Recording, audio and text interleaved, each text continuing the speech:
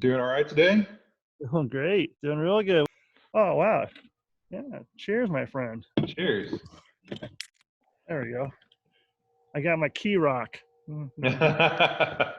Since I'm not sponsored by the other key company, I don't want to. Well, I'm in Texas, so Shiner is Oh, the beer yeah. of choice. Yeah, the old Shiner box.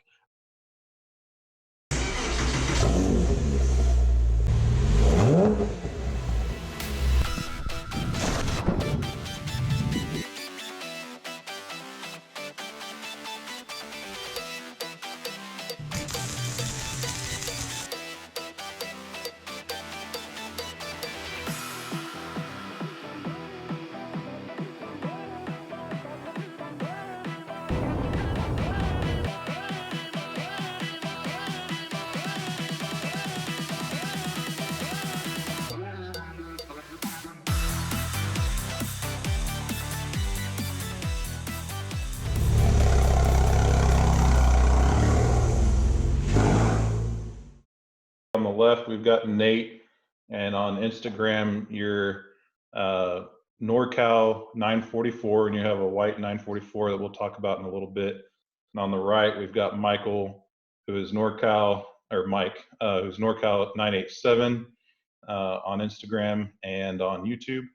And they're a father-son that have been doing some awesome YouTube content recently, and they are part of the reason why I decided to go ahead and start my channel, along with a couple of other channels out there. But y'all had similar vehicles and similar content to what I was trying to do with my personal stuff that I've been recording for a while but hadn't done anything with. So I decided y'all would be a great first group to really interview and do a little bit of co-op stuff with, and especially being across the country and especially with coronavirus, it seemed like the perfect time to do this. 100%. So I definitely appreciate y'all being willing and to join me and talk about cars for a little bit. Oh, for sure. And I think one thing really cool about the community, which we really didn't have any idea even it really existed until we just let's do some videos on YouTube of stuff we're doing to the 987, and it just exploded. And we did a lot of research beforehand. Don't cut yourself short. You got a great channel as well too. You got some really great content and some good advice and good install. And we watch a ton of stuff beforehand. Absolutely. I don't know if you're familiar with Supercars of Philadelphia. Mm-hmm. His name is Matt, and he helped us out a lot too. And he's pretty popular. He's just got a lot of followers, and he took the time to help us out here and there, and that blew us away. Like, wow, this is really neat. Like these are just down to earth people just enjoying their cars, and we're all car guys, and there's not some big secret on how to do something. Right. Trying to hide their information. I think each and every person that is on YouTube and is sharing information. You might have heard it before, but there might be that one little tidbit where like, oh wow, I didn't even think about that. And that's what makes it so neat, because everybody has a different perspective on how to do installs or different tools or different ideas. It's just an open community that you can just have any question and know that someone's going to be there for you. And I love that. Yeah, and we try to be super open too. I try to answer every DM that I can. On YouTube with the comments, I try to respond to every single one. But yeah, it's been a really great experience so far, and he's a super car guy. You can ask him any question on any car out there, especially exotic, and he'll be able to answer the question to a T. So it's neat to be involved. Are y'all PCA members? Do y'all have a good active PCA group up there? We are PCA members. But we're kind of in the boonies, and so it's the closest runs they have or get-togethers are about 3 to 4 hours away. Wow. And that's the closest. Usually they're about 6-7 hours away. That's crazy. So yeah, so we don't really get to really take advantage of that too often, and actually we really haven't at all, except for one meetup with the PCA group for track day down at Laguna Seca, and that was a blast. At least y'all are close enough to do a drive to Laguna Seca. It was about what 8-9 hours. Yeah. I mean, we have Circuit of the Americas in Austin, which is about 3-4 hour drive depending on traffic. That's not too bad. Yeah. No, I haven't gone. I was hoping to go for Schnellfest, which is the PCA group down in Austin does Schnellfest, which is they do a high performance driving event. And Okay. so far it's canceled because Circuit of the Americas shut down. Well, yeah, it's this whole thing is. But fortunately, Maverick Region PCA is super active. Found out that we had some similar car history. We're both like Toyota SUVs. I learned to drive on a Toyota Land Cruiser, and you have an FJ Cruiser that you seem to love. And Toyota's a great brand. It really and then we both seem to have a somewhat hatred for our Rams. I had a Ram 1500 truck. And then obviously the Porsche Cayman is our baby right now. So Oh, definitely. And I should probably clarify, my wife loved that truck. But yeah, the FJ is, I think, has overall it's been the best vehicle I think I've ever owned. When I first got it, I was not a big fan of it. I was a big Jeep guy. I had Jeep Liberty, Jeep Grand Cherokee, Jeep Cherokee, the old school, 1997, the one that everybody wants, the shoebox. And so I was looking at getting a Rubicon, and the FJ was across the street, and I test drove it, and I just like, it's a pretty nice vehicle. I'll give it a year. If I don't like it in a year, I'll trade it in or do whatever. And every time I hopped into that thing, and I've been through 2 feet of snow in it, ice, mud, never gotten stuck, never had an issue. And it's so well balanced. The wheelbase is perfect. right. And the transmission is just bulletproof. So it's got the 4.0 in it, and so it's got lots of torque, and it's great. It really is a cool vehicle. Yeah, when I was growing up as a kid, we had a mid '90s Land Cruiser that I learned to drive on, and we did a cross country road trip in it. And when I was in Scouts, we used it for all of our camping trips, and all time all wheel drive. And nowadays you can't find one that's affordable because they're highly sought after. And so I keep seeing them, and like, man, send a picture to my dad and say, you want to go halves for one of these? I think what's blowing me away is I got about 130,000 on mine, and I haven't had to do anything except for brakes and tires. Incredibly reliable. How old was I when I learned stick really well? I had driven stick here and there when I was younger, but really learned how to use it in that truck. And I was in my early 20s. Okay. When I had it. Great truck. It had the 4.3 liter in it, so it got good gas mileage, and it had plenty of horsepower for me. I know everybody shot for the 350, but I like that old truck. Yeah, my mom used to have a little Isuzu Trooper that was manual, and when she got rid of that, she got into the new generation of Volkswagen Beetles, and she's on her 3rd or 4th one now. And obviously they're not making the Beetle anymore, but all of them were manual up until the one she has currently. And so that's how I learned to drive stick. Is she basically said, when you can get up this hill without stalling, starting in the middle, then you're okay. Yeah, this lucky devil got to learn stick in the 987. So yeah, we had some fun in that, because he was nervous. He's like, "Oh, this is Dad's car. I don't want to screw it up." I'm like, don't worry about it. We'll fix it. Yeah, my wife is the same thing. She doesn't know how to drive stick, and I keep trying to convince her because we've got a big high school empty parking lot near us, and I'm like, let's just go down there and spend a couple hours. You'll pick it up. That's all you gotta do. It just takes time, to learn the clutch and timing and the throttle and everything else. Did you put a sax in it? Sax clutch? I did not. I actually went back with OEM. Oh, okay. Yeah. Right on. How bad was it when they pulled it out? Oh man, I think I still have it. I know I've got pictures of it. It was bad. It was really bad. The flywheel though was actually in pretty good shape. We just polished that up and kept it. But I'd only had the car for about 2 weeks. Oh, So did you do the IMS upgrade? So I actually brought that up with the dealership, and they basically said, we can do it. You can have an independent shop do it, but you're at 70,000 miles, 65, 70,000 miles.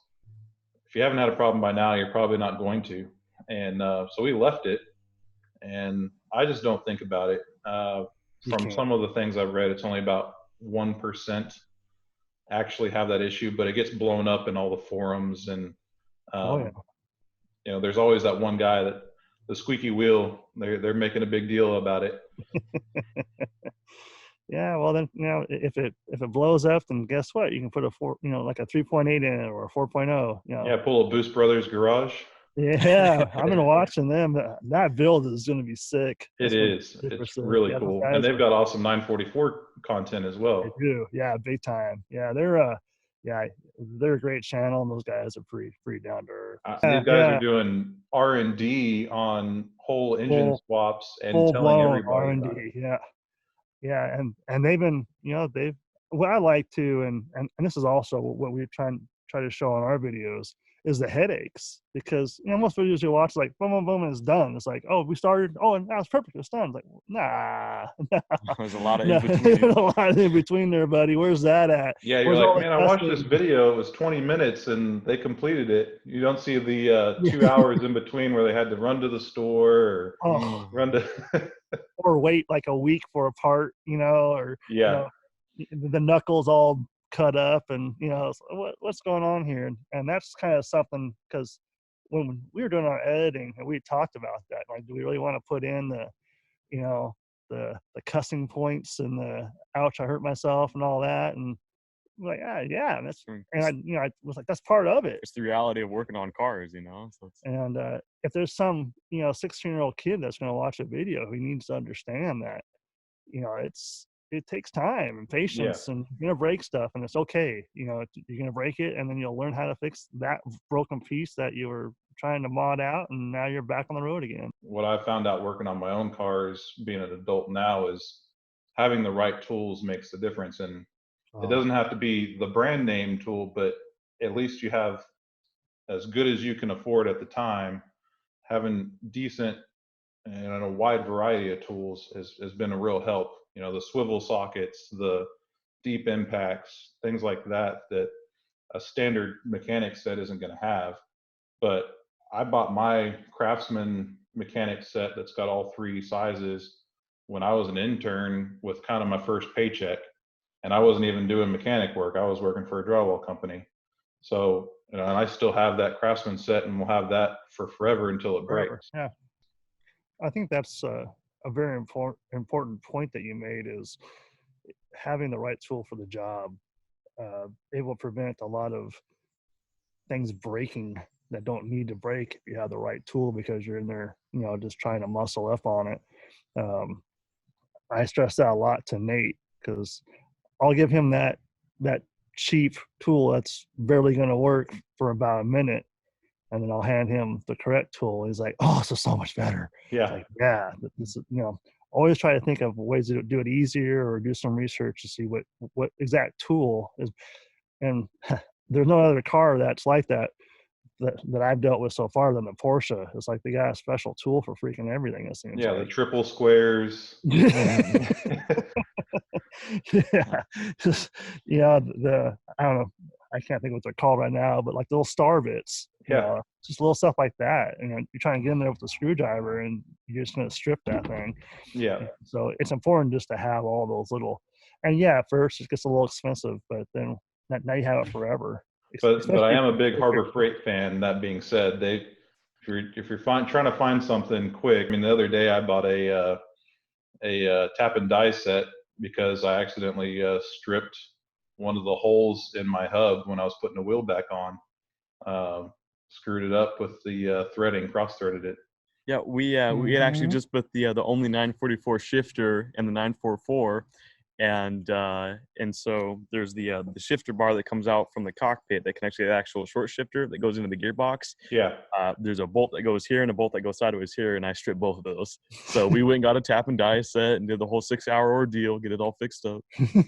Nate, do you want to tell us a little bit about how you decided to get a 944? You know, how much did your dad push you towards that, or why did you decide on that?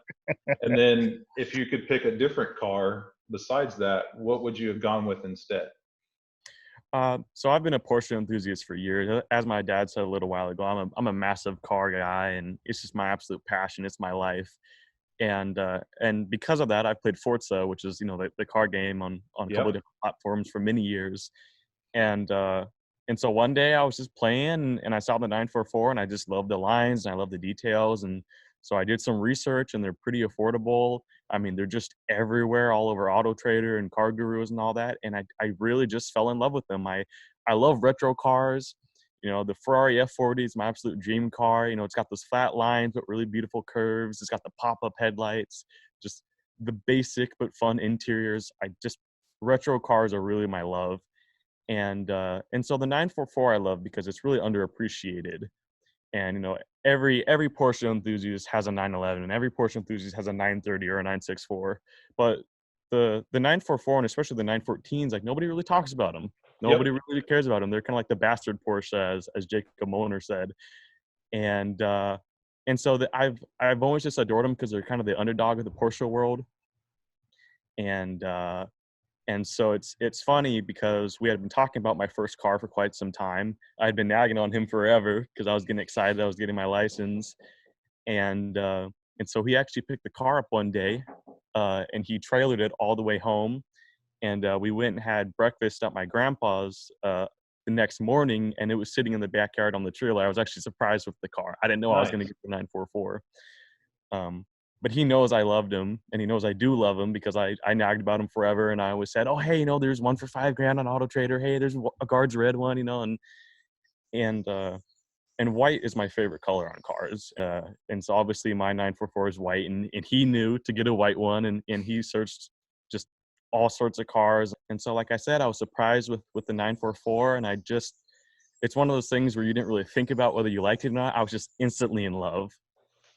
Well, you gotta give him a little bit of the backstory about when you first talked about the 944 to me, because I was the guy like. Oh yeah, he hated the 944s. He did. He couldn't stand them. He was like, these are old. They're kind of junky. You know, they all have 130,000 miles on them. He kind of had that as, you know, that stereotype of that they are the bastard Porsche. Yeah, my wife doesn't like the way that they look, and I really think that wide body rear is good looking. So I've been trying to talk her into letting me get one, and so when you got one, I was like, man, 16-year-old kid's got one and I don't. And you know, I keep looking. I've got kind of a notification set up on Facebook Marketplace, and the right one will eventually come along. But most of the ones that are out there, and what I'm willing to spend, at least right now, are pretty terrible. And I have my 914 project right now, so I need to get through that before I pick up another project car. Oh yeah. So, and the 944 has two generations because they made them from 83 all the way up to, I think it's 91, 92. And so the very first generation, which is the one that I have a first model year car because they produced them in 83. That's when they started the production, and that's the year that mine is. The front bumper, it has the two big US spec bumper bars and completely redesigned. And then I think it was at 85 and about half is when they went to the second generation, which has that really smooth front bumper. And I really do love the first generation more. Because like I said, I love retro cars. I love those really big blocky lines that have the smooth details, like the fenders in the rear, like you said. And so the first generation just really does it for me. And the car is naturally aspirated, you know, 2.5 i4. It doesn't have that much horsepower. It doesn't have that much torque, but it has enough to where it's fun. Right. And so it's a safe first car, but it's still a fun first car. And I love the manual. That was the absolute biggest thing for me is I wanted a manual. I love manual cars. I just feel like they're safer. They're more enjoyable. You know, they give you more control over the car because you can control, you know, all the gears and everything's like that. And so everything about the 944 has been perfect so far. And she had a couple of quirks. You know, the car's 37 years old. Yeah, Like I the saw rear your Instagram story about the gas smell and Yeah, getting yeah, that fixed. yeah. No, the rear hatch leaked really bad. I mean, where we live, it's super rainy, so I had to go get that fixed up, and the gas smell was awful. Which is, I guess, a problem that most 944s have because it's the old metal gas tanks. And so Yeah. the top of them will get just enough cracked where the gas doesn't seep through, but the smell does. And that was something that we needed to take care of because, I mean, you put the window down an inch and it just smelled like rich, brand new gas. And you can't drive around like that. You know, it makes you sick. Kill some brain cells pretty quick. Yeah, Yeah, it yeah. does. But just to recant my my past hatred of 944s, when I did drive it, and now that I spent some time with Nate, it's fantastic. I mean, it is such a blast to drive. It's off the charts. He wants one now too. Yeah, we'll see. I think I'll shoot for a 911 next, and maybe after that I'll do like a 928 or a 944. We'll see. Yeah, that was going to be one of my questions later. Is if you're going to shoot for something later on, you know, I've got my 914 project. I want a 944. I'm probably going to have every Porsche that besides a 911 before I finally get a 911. Just because the price on those is shot through the roof for just about any of the generations that you're looking for. 100%, yeah. And I mean, I do the PCA raffle every 6 months for whatever they're doing this time, and I think it's a Taycan right now. And we went to one of the special events for the Taycan, and it's really cool. But I don't know about going electric. The smell of gasoline is important. Don't get us started on electric. That's Yeah. for another Zoom meeting, another discussion. Yeah, I'm sure up there in California it's a little more prevalent. Yeah. Down here in Texas, it's all trucks. So, Yeah. what was it that originally drew you to the brand of Porsche? Either one of y'all. You can't, I mean, you can compare a Lamborghini to a Ferrari. You can compare a BMW to a Mercedes. You can compare a Ford to a Chevy. You can't really compare anything to a Porsche. And they really are just their own company. They drive differently. They just have different lines. They just have different styling. I mean, that rear motor, especially in the 911s, I mean, that was one of the very first cars ever in history to have a rear mounted motor. And they're just, I mean, they kind of go against everything that everybody kind of made in the car world. And they just went, you know what, we're going to do our own thing. And what they've done with that is it impresses me every single day. And I can't help but love them. You know, if somebody doesn't have a passion for Porsche, I'm like, well, get on it, because they're amazing. And so it really is just the brand itself. I mean, if you see a Porsche, it's a Porsche. And I love that. They're iconic. They're engineered fantastically. They're pretty reliable if you take care of them properly. They drive fantastic. I mean, they are all around an amazing vehicle, whether you have a big SUV or a two-door sports car. I just bought one because it seemed cool. Yeah, my dad and uncle had my dad had a 928 and a 914.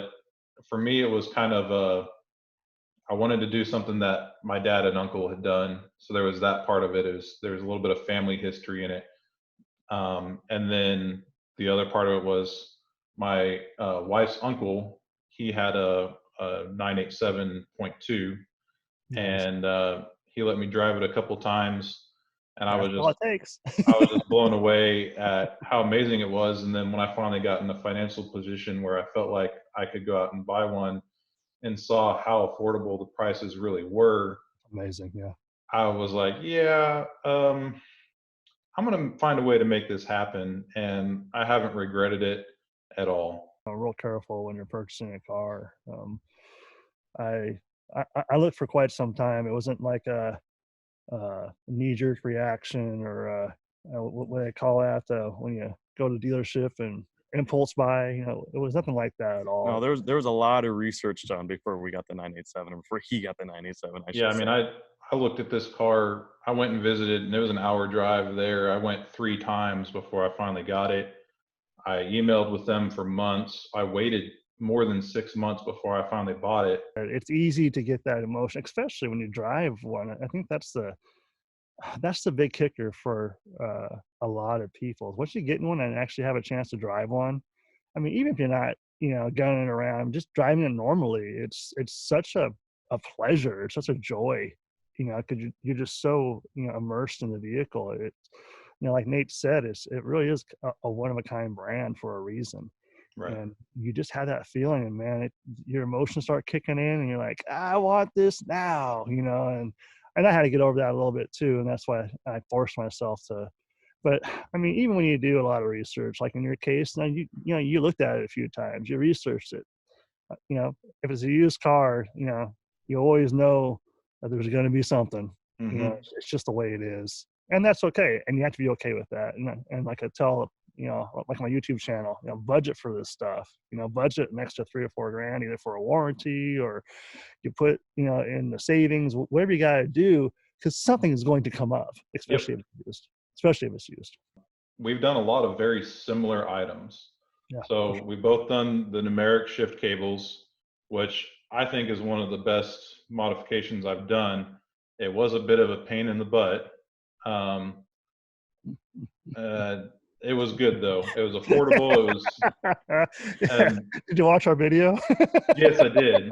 I mean, for me, anything with hard plastic and that large of a size that you're having to remove that whole center section, that was the hard part. Actually running the cables and getting that all laid out wasn't bad. We did differ a little bit. I basically went to the Gt3 Shifter, which is the same plastic housing, but has metal bearings instead of plastic bearings. So it's got a little bit less play, and it is a little bit shorter of a throw. You went with the full numeric shifter, which I did. is much more adjustable. Yeah.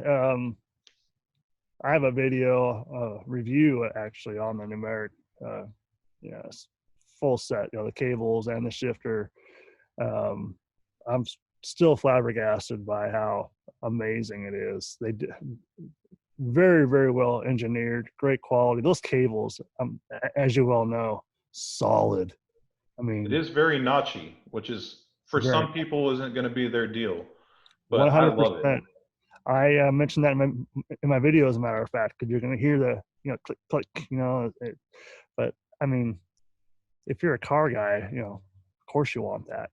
Yep. You want that mechanical feel, you want that control and that power. But yeah, they Dan over at Numeric, just he figured it out, and we're real excited that there might be something coming soon from them, but we're keeping that in the back pocket for right now. So y'all went with a lot of carbon fiber trim, and we talked a little bit offline about this. About I personally wouldn't go with it. I would just wrap the part and be done, because you get the same look. Obviously y'all's looks better overall, and it looks great on your car. Thank you. I'm not willing to spend that kind of money on that at the time, but it does look really good. And then one of the things that I've been looking at doing but haven't done yet that y'all have done is the LED taillights. On your color especially, and black and white, those make a huge difference. It's unbelievable. Yeah. Personally, I think the taillights modernized the car so much. I mean, our specific 987 is a 2007, and those taillights automatically 2012 car. And it just, you don't have wheels. We didn't have wheels at the time. We didn't have the splitter or anything done to the car aesthetically. And we put the taillights and the car, it seemed like a new car. So honestly, I know you're a little bit hard to push the button, but I would. I literally could have done nothing else on the exterior of the vehicle and just done the taillights, and I would have been perfectly fine with it. I mean, it really does. It just changes the whole look of the vehicle, and like Nate said, it completely modernizes it.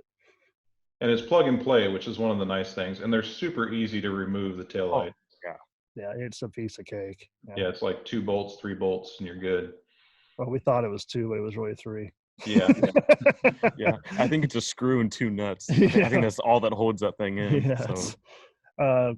But I will say, make sure that you have your rubber gasket around correctly when you put that in, because if it's not in correctly, it will leak. Absolutely. The weather stripping. The weather stripping, around the light.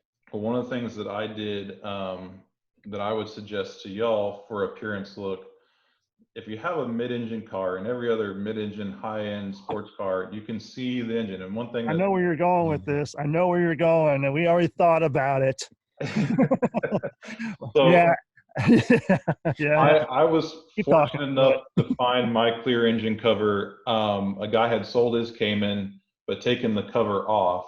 Oh, wow. And so he had it sitting in his garage. So I got it significantly less than it would have been for sale new.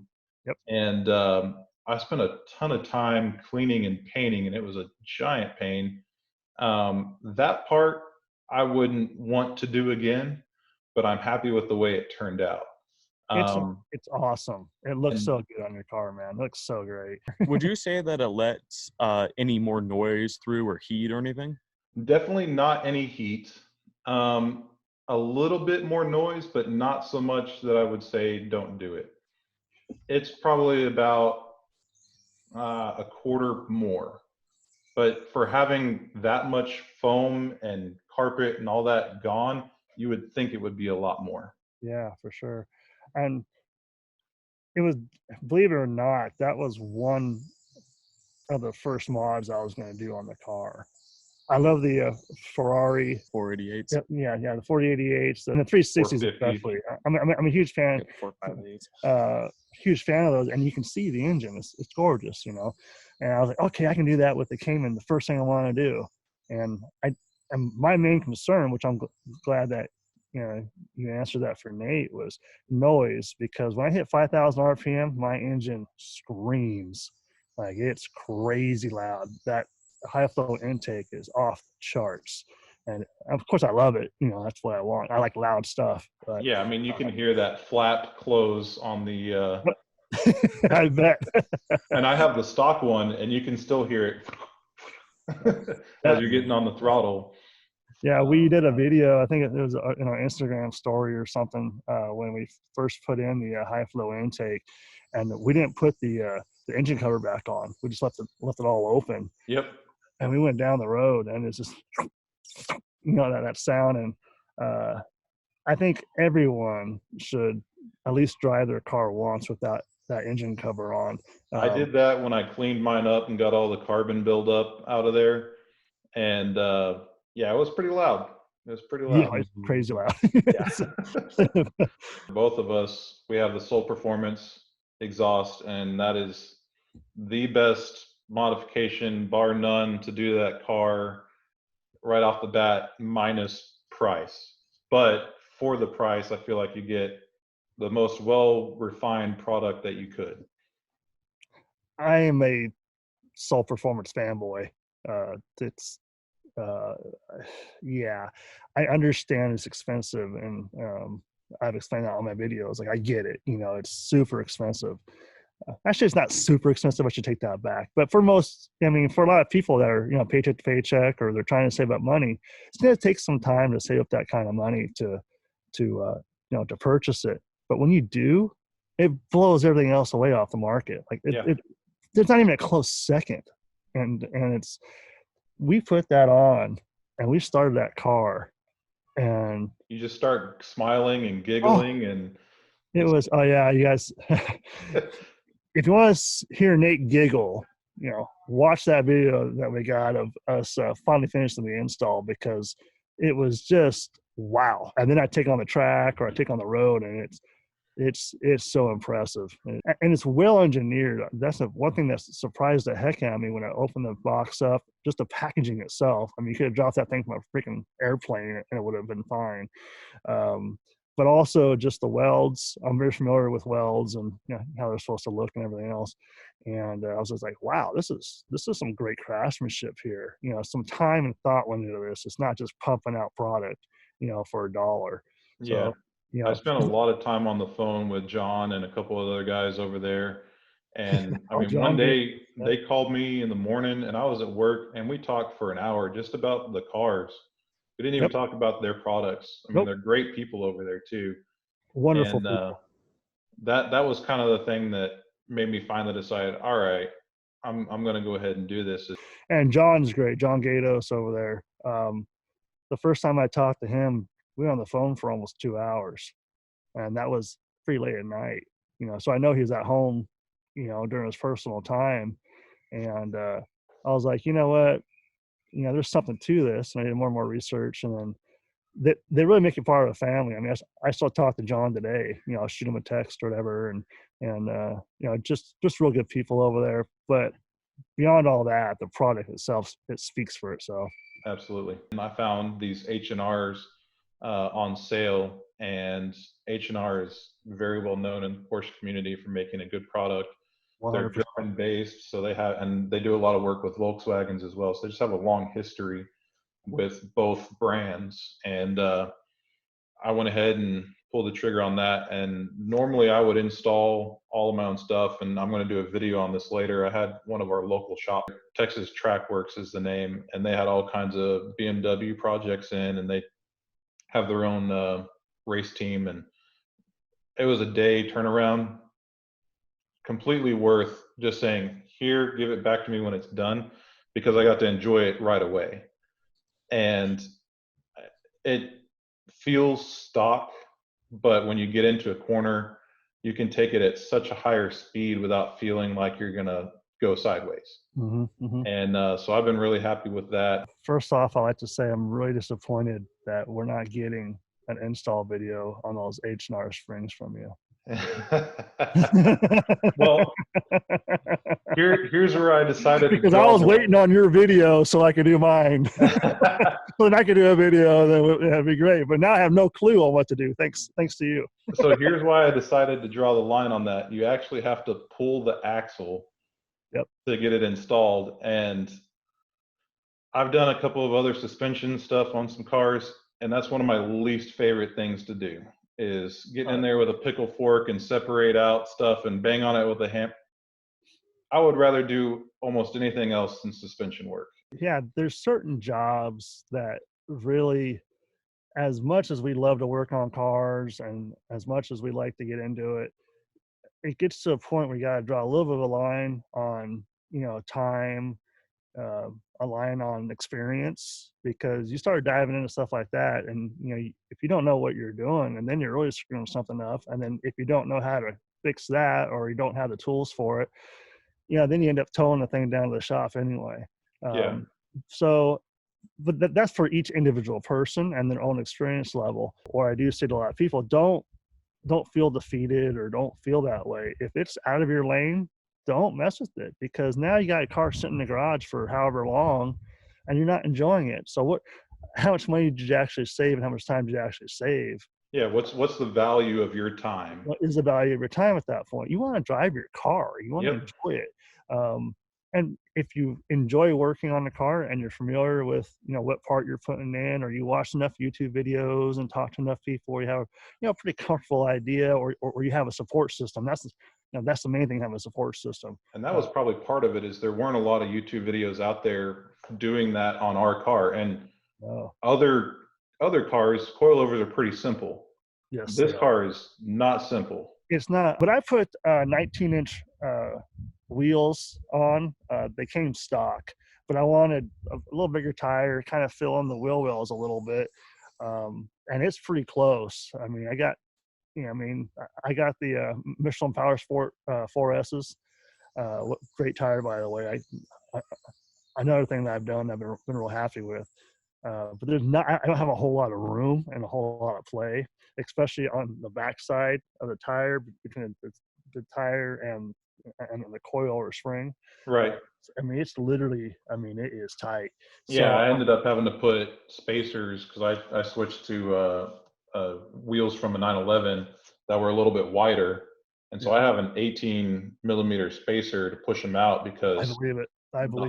It was partially they were wider, and then the offset was enough different. I already have rear spacers on. I think I put my 7 millimeters on back there. And my tire is right on the fender. Yeah.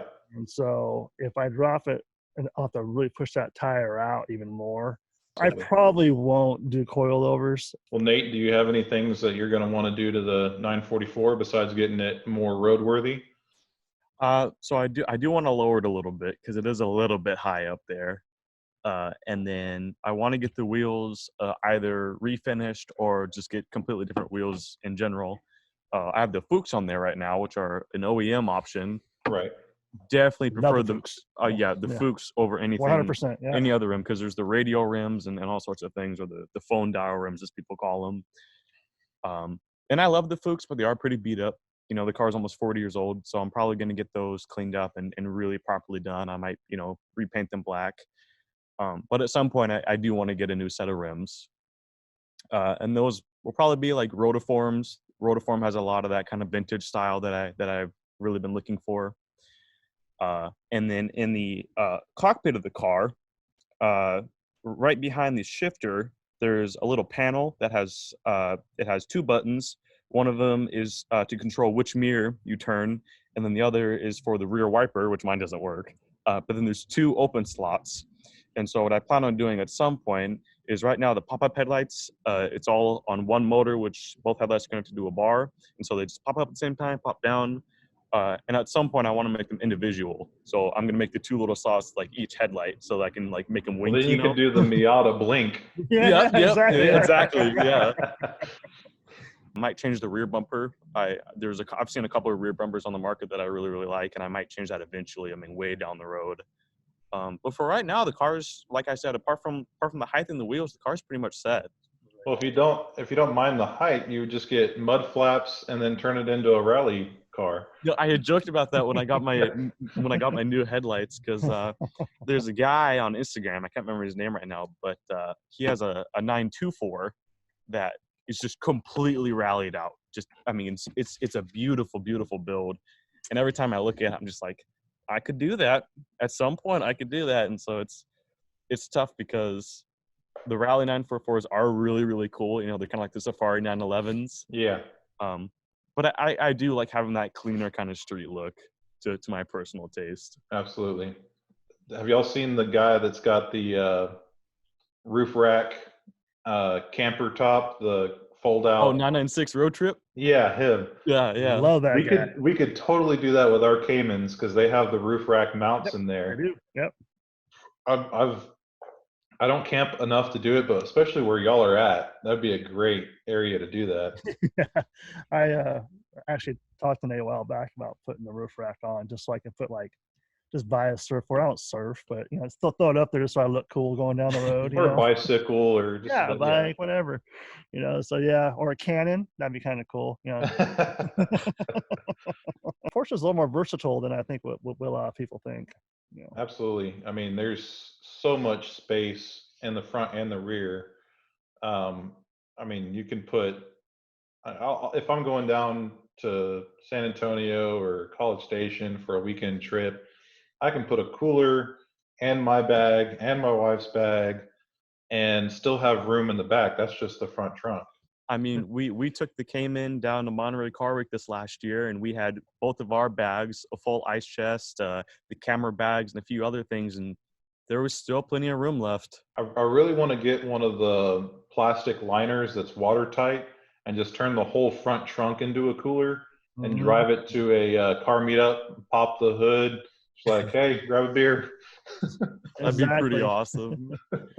Yeah, they're an awesome tailgating vehicle. Because I'm 6'1", and I'm not a small gentleman. Yeah. And I fit in it just fine. I don't have any issues. That's been a big question though. People ask that a lot because it's a smaller car, and you know, how big are you? Can you fit? And that was actually my concern too when I first started looking at them. But once you get into it, adjust the seat, and you're good to go. Yeah, I have lots of people ask me, how do you get in? I said, well, butt first and then turn. Mm-hmm. Yep. And I'm 6'3", so a little bit taller than you, but I've got a coworker we're the same size, but our waist, like our hips, his hips are up here because he's got longer legs, and I'm more equally proportioned leg to torso. And when he sits in the car, his knees are in the steering wheel, just because of those couple inches of difference between where your leg length to torso length are. Is enough of a geometry change. I get in the car going through the window. I thought everybody did that. Well, I didn't weld mine shut, so I'm just gonna do a Dukes of Hazzard, you know? Dukes of Hazzard, yeah. I am curious because on the automotive discussion, or the video chat discussion, you had said my favorite dream car, and I told you it's the Ferrari F40. What's yours? Oh man, McLaren F1, the original F1. All right, respect to you. When I was growing up, Jay Leno's garage was just starting, and I found out that he had a McLaren F1, and just really kind of fell in love with that center seat with the two right on either side. It was just so unique at the time. And obviously, McLaren has got some amazing vehicles now. The Senna, the P1, they've got some amazing vehicles, but I would still probably take the F1 over that. And so the McLaren F1 is what stood out to me as this is the best you can get. Yeah, I mean, And it's a 3-seater with the BMW V12 that went 241 in the 90s. Yeah. So it's a phenomenal piece of work. I'll probably fangirl a little too much when I do finally. Well, that's the fun of it, you know. I think that's what's so neat is we all have that same passion, so we get it, you know, when Nate sees an F40 and he's just freaking out and taking pictures. Little kid in and a candy shop. yeah, it's exciting, you know, even for me. And when I see that in other car guys, you know, it's cool. It's like, yeah, right on. Like you found, you know, you're one, you know, and that's it's a passion, it's a love. And if I can't look at a guy who falls in love with his Subaru or, you know, his Mustang or whatever, then I'm like, what are you doing? You know, do you love your each their car? own. You know? Yeah, like where are you at on the spectrum here? Are you Unless it's a passionate about your Prius. vehicle? Unless What's it's that? a Prius. Unless it's a No, Prius. Priuses are completely out of it. No. But I am curious, from Porsche guy to Porsche guy, what are your thoughts on the 992? Yes. Yeah. That's I'd it. buy Just, one. I Yeah. mean, nothing against it.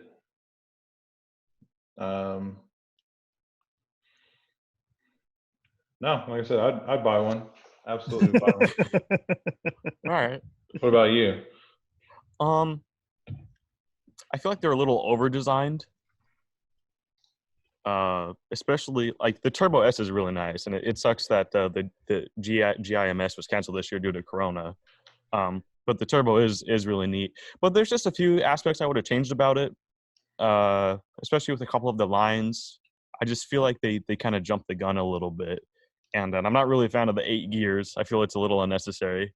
The car tops out in 6th gear like it would in any other 911. They just have 8 gears for gas mileage. But all around, I think they're pretty cool. I've yet to see one in person, so my opinions may change on that. But no, I think it's a good step in the right direction. I hope they don't make a electric version because they already have the Taycan for that, and the Macan and the Cayenne. I think they're going to come out with an electric version soon. Yeah, they're gonna do the SUVs electric because it's their number one selling. So you get that panorama magazine, and it shows their monthly sales and Oh year yeah, yep. to date. And Yeah. the SUVs sell so much, and around here, it's all the rich soccer moms about them. And People love those Macans. I think the Macan is the better looking of the two. But if I was to buy one, I would buy a Gen 1 diesel Cayenne. Oh yeah, okay, all right. That'd be cool. But I still wouldn't buy it because I don't think it's that good looking. I would buy a different SUV over it. But it is a cool powertrain, and then it's still a Porsche. So, Porsche. I mean, right now, if I was to buy a 911 variant, I would get a 996. They're starting to go up in price, so I feel like I could make my money back out of it if I was to sell it. But I wouldn't just get any 996. I want the turbo in speed yellow. Yep. Oh really? Yep. Yeah. Yeah. I think it's a good looking car. As much as people say the headlights ruined it, it's grown on me a lot, especially in yellow. I think it looks really good. Well, that Metzger engine is bulletproof, so you know that turbo engine it's just gonna last forever. You have to take good care of it.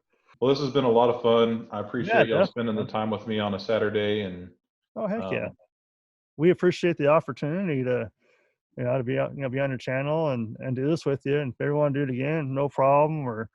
And we're pretty open, folks. So if you have a question about anything, or if I have a question, I'll hit you up. And it's not an issue. And I tell that to all of our subscribers and all of our people on Instagram, that follow us. Yeah, just DM us. Contact us. Yeah, contact Absolutely. us. Don't sit there in the garage for 3 hours staring at the same bolt. Just shoot me a DM, and I respond pretty quick. Or Nate will respond pretty quick, and we just love it.